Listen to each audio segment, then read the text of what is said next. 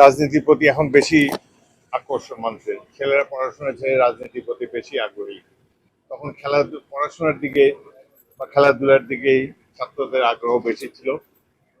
আবার এই রাজনৈতিক আগ্রহের কারণে অনেক সময় এই বাংলাদেশটা স্বাধীন হয়েছে রাজনীতির আগ্রহের কারণে।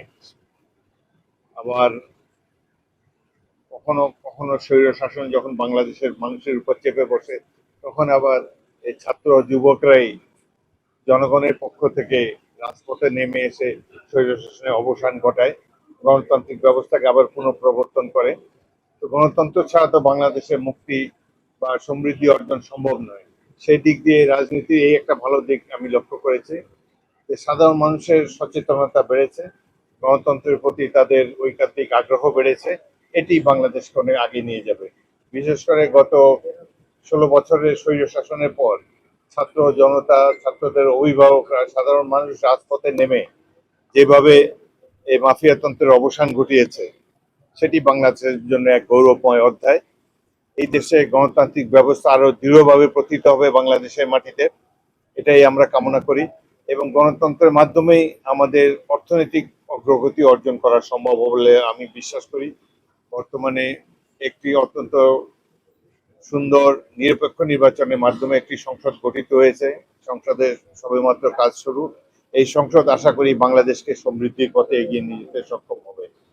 বিশেষ করে স্কুল কলেজের সেই দিনগুলোর কথা তো ভোলা যায় না। আর আমি শৈশবে বা কৈশোরে খেলা পাগল ছিলাম, খেলার মাঠে অধিকাংশ সময় থাকতাম। একটা ছোট টিমের হয়ে খেলেছিলাম, সেই টিমটি বি ডিভিশনে চ্যাম্পিয়ন হয়। তারপরে তখনকার লিগ চ্যাম্পিয়ন বরিশালের মোহনা স্পোর্টিং ক্লাবে খেলি। এই ক্লাবে খেলার সময় বরিশালের প্রত্যন্ত অঞ্চলে মোটামুটি ভাবে পরিচিতি পাই। 61 সালে ঢাকা বিশ্ববিদ্যালয়ে ভর্তি হই রাষ্ট্রবিজ্ঞানে অনার্স নিয়ে। প্রথম দিকে একেবারেই অপরিচিত ছিলাম, বরিশাল থেকে সেখানে গিয়েছি। তো 2-3 মাসের মধ্যেই ঢাকা শহরে মোটামুটি আমার পরিচিতি একজন উদীয়মান খেলোয়াড় হিসাবে ছড়িয়ে পড়ে। তার 2-4 বছর পরে বিখ্যাত club Dhaka Mohammedan sporting club এবং পাকিস্তান জাতীয় দলে খেলাধুলাই ছিল আমার নেশা। খেলাধুলার মধ্যেই দিন কাটাতাম। রাজনীতি কখনো আমাকে আকর্ষণ করেনি। ঢাকা বিশ্ববিদ্যালয়ের ছাত্র হিসাবে কোনো রাজনীতি কখনোই করিনি। পড়াশোনা শেষে সেনাবাহিনীতে গিয়েছিলাম, ভাগ্যক্রমে মুক্তিযুদ্ধে অংশগ্রহণ করার সুযোগ পেয়েছি এবং আমাদের জীবনের পরম গর্ব যে মুক্তিযুদ্ধে 71-এর মহান মুক্তিযুদ্ধে অংশ নিতে পেরেছি। রাজনীতি কখনো আকর্ষণ করেনি। সেনাবাহিনী থেকে বের হওয়ারও 10 বছর পরে হঠাৎ করে ভাগ্য যে কোনো কারণে ঘটনাচক্রে রাজনীতিতে যাই। আমি আমার এলাকাবাসী লালমোহন এবং তজুমউদ্দিন ভোলার দুটি থানা, তাদের প্রতি খুবই কৃতজ্ঞ। তারা 7 বার আমাকে জাতীয় সংসদে নির্বাচিত করেছে, একবার স্বতন্ত্র প্রার্থী হিসাবে নির্বাচিত করেছে, কোনো দল ছিল না আমার তখন। এইভাবেই দেখতে দেখতে অনেক বয়স হয়ে গেল, প্রায় 82 বছরের কাছাকাছি। বরিশাল শহর স্মৃতিময় এক শহর। এখানে অলি গলি পাড়ায় সব জায়গায় বিচরণ ছিল। তখনকার দিনে ফুটবল খেলা হতো, 4 ফিট হাইট, 4 ফিট 2 ইঞ্চি হাইট, নানান ধরনের প্রতিযোগিতা হতো। খেলাধুলার প্রতি মানুষের খুব আকর্ষণ ছিল।